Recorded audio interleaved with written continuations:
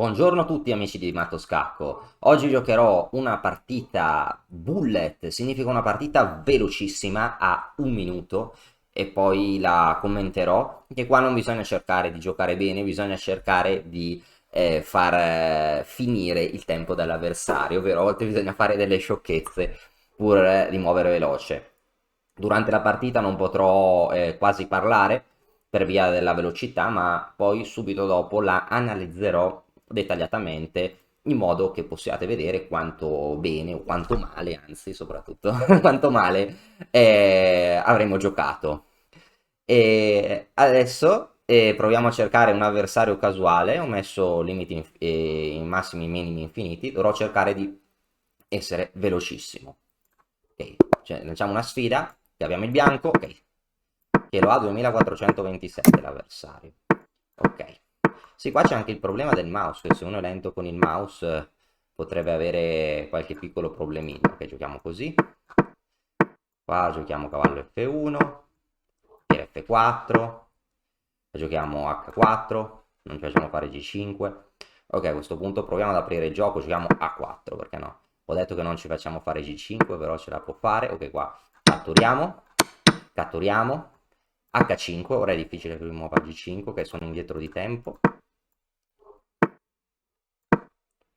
Ok,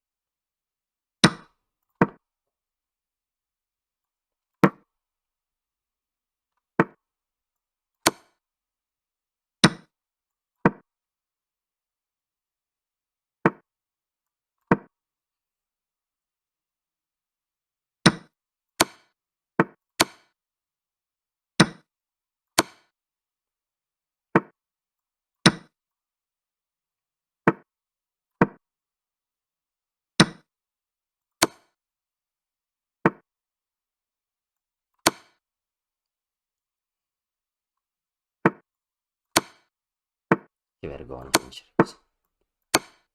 Bravo, non so. Ok, questa partita è stata una vergogna. 2500 in una partita. Ok, potete vedere come secondo me il gioco Bullet sia una modalità videogame. Quasi mi vergognavo a vincere. Anzi, no, perché quasi mi vergogno di aver vinto questa partita. Ecco, la modalità bullet è una modalità che, ok, c'è chi gioca a dei videogiochi. Ecco, se qualcuno vuole giocare a un altro tipo di videogioco senza voler imparare a giocare a scacchi, può appunto giocare a un minuto. È molto divertente così, ma non si apprende nel gioco. Perché se io, per esempio, avessi giocato meglio, avessi speso tempo, probabilmente avrei perso di tempo. Bisogna muovere velocissimi. Questa è stata una partita totalmente imbarazzante. Andiamo a vedere cosa è successo. Strategicamente ho giocato malissimo, eppure ho lasciato, tutte e due abbiamo lasciato pezzi in presa e alla fine sono riuscito a prevalere perché lui forse ha dovuto pensare per confutare le mie sciocchezze. Quindi andiamo a vedere l'analisi e divertiamoci. Ok, no, voi vi divertirete, io inizierò a piangere. Comunque, un tempo serio, un tempo serio per giocare potrebbe essere almeno 3 più 2, nemmeno 3 minuti. Lo dice Kramnik, l'ex campione del mondo Vladimir Kramnik, 3 più 2 con l'incremento, un tempo che permette di giocare già delle partite abbastanza serie. Vediamo cosa è successo in questa partita. Qua ho giocato cavallo F3, A6, G3, B5, un sistema strano che è cavallo F6, Ecco qua forse cioè, la cosa più normale è occupare il centro con D4, ho giocato D3, ho giocato E6, ecco qua una cosa forse normale che mi piace un po' di più è giocare posizionale, provare ad occupare l'ala di donna, giocare così. Ho giocato un altro sistema che si chiama attacco indiano. Lui mi ha giocato D5, ecco, adesso se non ricordavo male, E5 subito dovrebbe essere prematura e forse è meglio aspettare con torre 1, però in questo caso non mi era chiaro se il pedone fosse in presa, non avevo tempo di calcolarlo, perché pensavo che magari lui potesse giocare cose così che probabilmente non funzionano, perché io se catturo in E4, lui mi cambia la donna, poi recupera il cavallo e ha guadagnato un pedone, questo è vero. Però nel momento in cui lui cattura il pedone in E4, c'è da dire che c'è questa inchiodatura e si può intuire che ci sono dei colpi tattici. Lo intuivo ma non ero sicuro e non volevo giocare appunto alla roulette. Già forse potevo giocare cavallo E5 e questa inchiodatura mette il nero un po' in imbarazzo. E diciamo che a questo punto il cavallo in E4 non può muoversi, lo catturerò alla mossa seguente, se gioca F5 probabilmente donna H5 gli crea non poche minacce, perché su G6 posso anche prendere in G6 e non può ricatturare appena la perdita della torre, quindi probabilmente l'idea migliore era mantenere la struttura flessibile. Ho giocato E5, cavallo D7, torre 1, il nero ha giocato cavallo C6. Questo è un sistema che conoscevo anche da piccolo, penso che a un torneo che giocai a Lodi nel 2006, giocai questo impianto da nero, un impianto simile, non con i pedoni così avanzati, con i pedoni in A7 e in B6, mi ricordavo che ehm, andavo alle medie all'epoca e avevo giocato questo impianto contro un giocatore che aveva appena terminato le Olimpiadi di Torino e mi ricordo che andavo a scuola tutti i giorni e poi andavo a giocare il torneo di pomeriggio ma magari poi anzi sicuramente nel prossimo video commenterò questa partita visto che ho lo stesso sistema di apertura che ho giocato da nero, non da bianco. Ecco, qua sapevo appunto i pericoli cui si affrontava il bianco, ma non ho tempo di pensarci. Qua ho giocato alfiere F4, ecco il nero gioca questo piano interessante. L'idea è che se io non faccio nulla, il nero potrebbe anche arroccarsi lungo. Se io non faccio nulla, non so se gioco, non so, una mossa qualunque, non so, re H1, il nero potrebbe pensare di giocare G5, schiacciare l'alfiere, poi catturarmi il pedone E5, il mio centro cade, il nero può arroccare lungo e, e rimango senza compenso, addirittura potrebbe essere il nero che mi attacca nell'ala di re. Quindi, a scanso di equivoci, qua giocai H4, fiere 7, potrebbe rinnovare l'idea di giocare G5. Questo appunto è un sistema che ho giocato varie volte da nero. E penso di aver ottenuto 3 punti su 4 da nero e in torneo, penso, ho vinto con un maestro FIDE, ho vinto contro 2 candidati maestri e poi dopo ho perso contro Royz che è fortissimo giocatore con 2600 punti Elo che mi ha fatto vedere, mi ha un po' dimostrato che il sistema del nero ha anche un po' di debolezze, ma è un sistema molto pericoloso perché lui vuole preparare G5, per esempio, diciamo che non faccio nulla, ok, però re H1 orribile perché qua forse, ok, perdo un tempo così, lui gioca a torre G8, io aspetto così, ecco qua lui mi fa G5 ancora, dopo queste due mosse d'attesa, di nuovo sono costretto a muovere l'alfiere, altrove lui mi cattura il pedone in E5. Dopo che lui mi cattura il pedone in E5, ora non so, non mi piace la mia posizione, il mio centro è crollato, lui avrà l'attacco sull'ala di re, può arroccare lungo, questo era ciò che volevo evitare. Per ora la partita è ancora sui binari del senso, quindi qua pensai a 4 per togliergli i piani dell'arrocco lungo. Adesso gioco torre G8, qua catturai, ora per ora ho l'approvazione del motore che mi dà un buon vantaggio, è più 0,70 dice il motore di chess.com, che non so quanto sia affidabile, ma comunque anch'io qua avevo la sensazione di stare meglio. Il problema è che ora qua non sapevo bene come ho giocato C3, che ancora piace al motore, D4 che ancora piace al motore, ecco qua a questo punto non avevo tempo di cercare cose sofisticate e che non ho avuto tempo, non ho avuto la capacità, nemmeno magari anche con più tempo non trovavo cose più sofisticate, pensavo solo a creare minacce, ho detto ma sì, donna C2 per andare in H7, qua il motore di chess.com è impietoso eh, e suggerisce cavallo e 3, suggerisce di portare il cavallo in gioco, che può essere appunto un'idea migliore, no? Tutti i pezzi in gioco. I principi è più facile dirli, no? Che applicarli, però non è male portarli in gioco. I pezzi poi magari posso anche giocare un attacco pedonale addirittura, non lo so, ma alla fine feci cavallo e 3. Comunque che la partita per ora è ancora sui binari della serietà per ora, poi tra un po' inizierà una serie di strafalcioni cosmici che convertirà questo video da un video tecnico in uno spettacolo comico, in una tragicommedia, usando un termine impiegato dall'autore Mark Dvoretsky. Ok, qua nero gioca B4, donna H7. Ecco qua, questa mossa potrebbe essere utile, no? In realtà qua l'ho giocata senza uno scopo. Mi ricordo quando ero piccolo mi dicevano il proverbio, ok,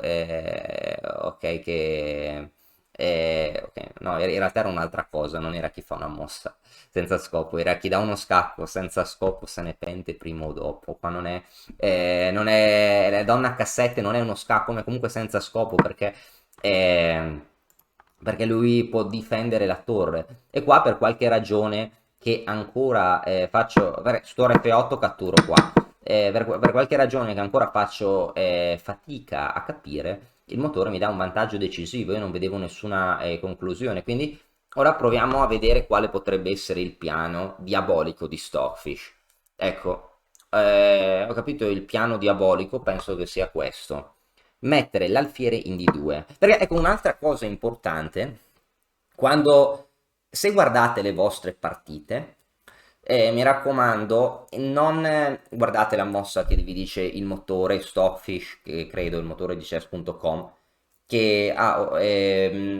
perché vi dice la mossa ma non vi spiega perché, dovete cercare di mettervelo alla prova, fateglielo dimostrare a Stock, poi ve lo dimostrerà sicuramente, ma fatevi dimostrare perché questa mossa è buona, qual è il piano. Ecco, penso che il piano di alfiere di 2 sia per il momento sostenere il pedone in C3 e poi manovrare con il cavallo, Stockfish dice in E3 ma penso anche in H2, penso che il piano sia manovrare il cavallo in G4, poi sacrificarlo in H6.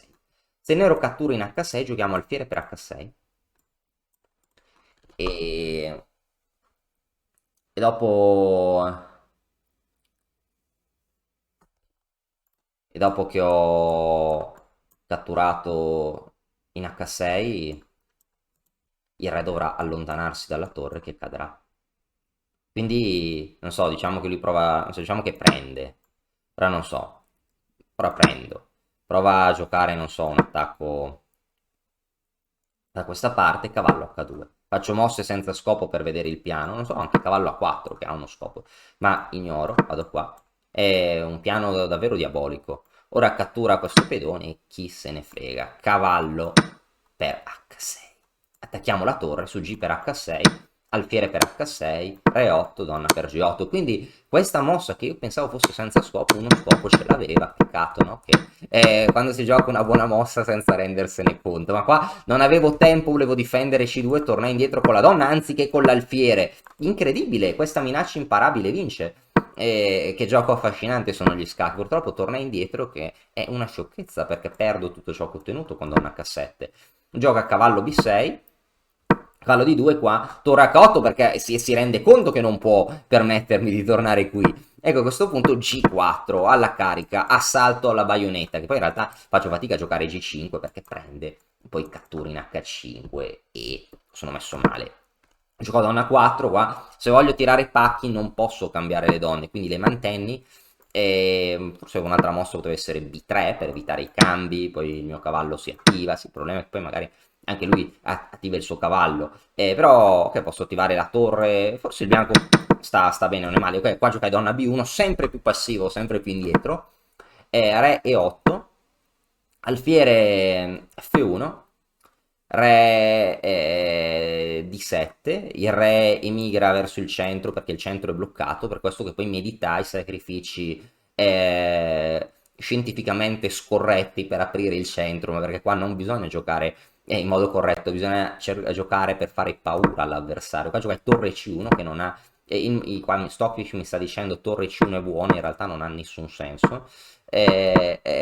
Qua mi gioco B3, che qua tornai in E1 perché stavo passando, perché cercavo di fargli finire il tempo. Qua avevo 25 secondi, lui 35 secondi, non so dove ho perso questo tempo. Lui ha giocato donna 2, lui 34 secondi, ecco qua. Ovviamente non posso cambiare le donne perché devo tirare pacchi, donna C1.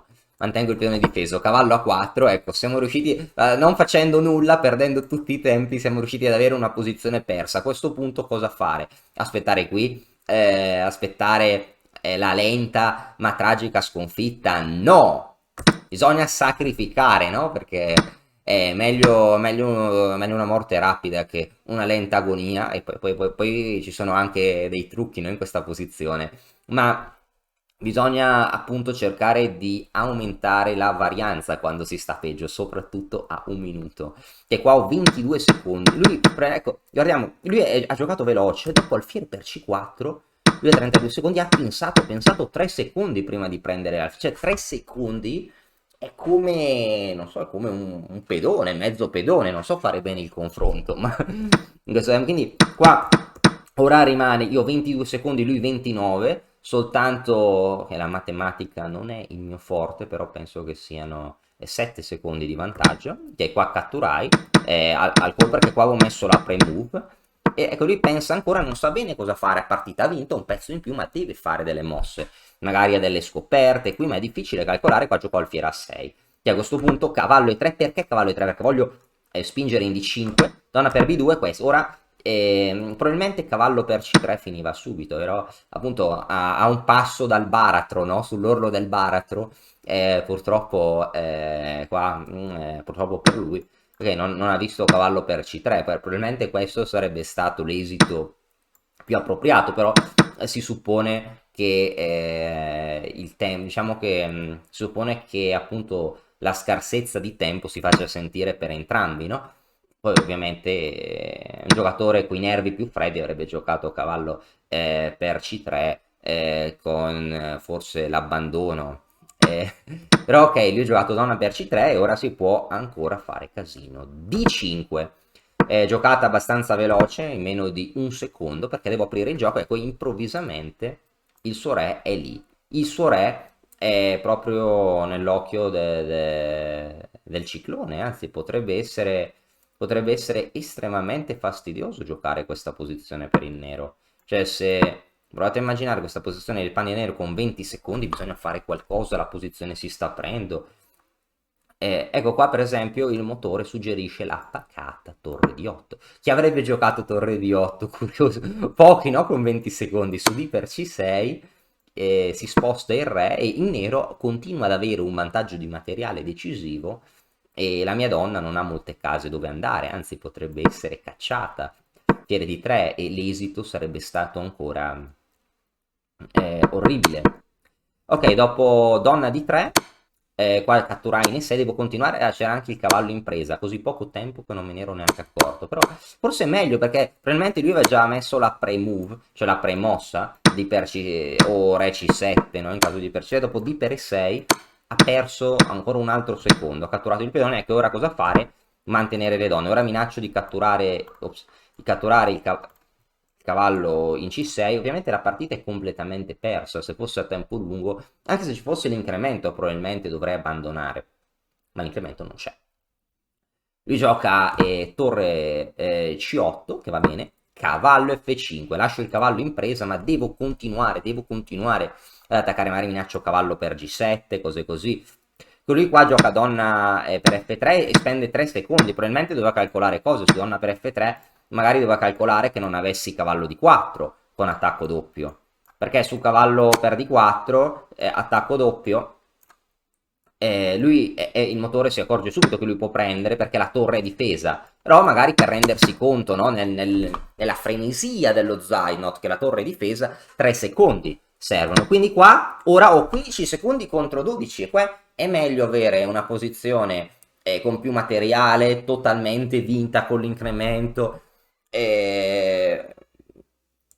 Oppure, ma 3 secondi in meno o è meglio avere appunto una posizione persa ma 3 secondi in più e tanti scacchi che possono far preoccupare il re? Ovviamente guardandola adesso e senza la frenesia della partita sono certo che non mettendosi appunto nei panni dei giocatori magari molti pensano che sia meglio avere il nero, ma non è facile. Proprio con gli eventi che stanno trascorrendo velocissimi. Ora cavallo per c7 scacco, finché diamo scacco va bene, re qua e6, bisogna continuare a bombardare i re di scacchi. Donna d2, a questo punto la partita non è più nemmeno così chiara, nel senso che continua a essere persa, però la posizione è un po' irrazionale. Nero ha così tanti pezzi che non sa cosa fare dei suoi pezzi in più. Perché non giocare donna di 3 semplificando? E alfiere di 3, che qua giocai cavallo per e6, adesso il motore da meno 10, se nero gioca b2, però ok, lui ormai quanti secondi ha? Lui 9 secondi, 11, lui gioca torre f8 che è impresa. Ok, qua giocai alfiere g3, perché alfiere g3? Perché questo cavallo può creare minacce, non mi interessa la torre, lui gioca donna per g4, e a 6 secondi, ecco qua, ora, dopo che aveva 6 secondi ho capito che probabilmente avrei vinto, ecco qua poi addirittura gli cade l'alfiere, ecco, donna per G4 getta via tutto il vantaggio, addirittura da un vantaggio decisivo a me. Purtroppo con poco tempo si possono commettere errori eclatanti, forse lui doveva scappare con il re in E8, anche se la posizione continua a essere complessa, posso dare scacco su re F7, che perché non ha altre caselle il re, su re F7 posso attaccare vari pezzi, non so, potrei dare scacco qua con attacco doppio, la posizione nera inizia davvero ad essere complessa, magari anche donna per B3 potrebbe essere interessante, però che donna di 5 è meglio.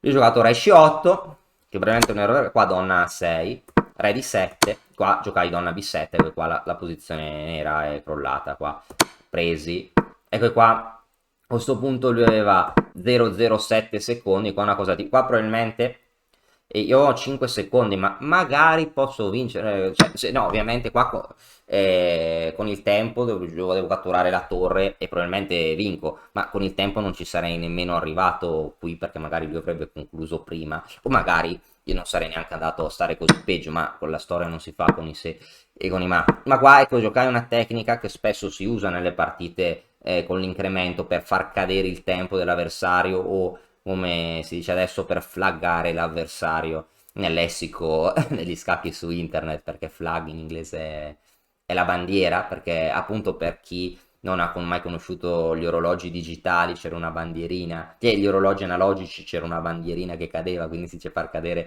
la bandiera, che per far finire il tempo dell'avversario si dà scacco così su torre per D8, penso che forse avrei giocato donna C4 e se avesse avuto tempo di giocare, non ha avuto, gli è caduto il tempo perché non si aspettava questo scacco. Qua se avesse avuto un centesimo di secondo così, scacco, no? Una cosa che non si aspetta, deve fare una mossa lunga di donna che non si aspetta e quindi perde magari un altro secondo la partita. Ma ok, questo oggi abbiamo visto un po' come si gioca in modalità videogame.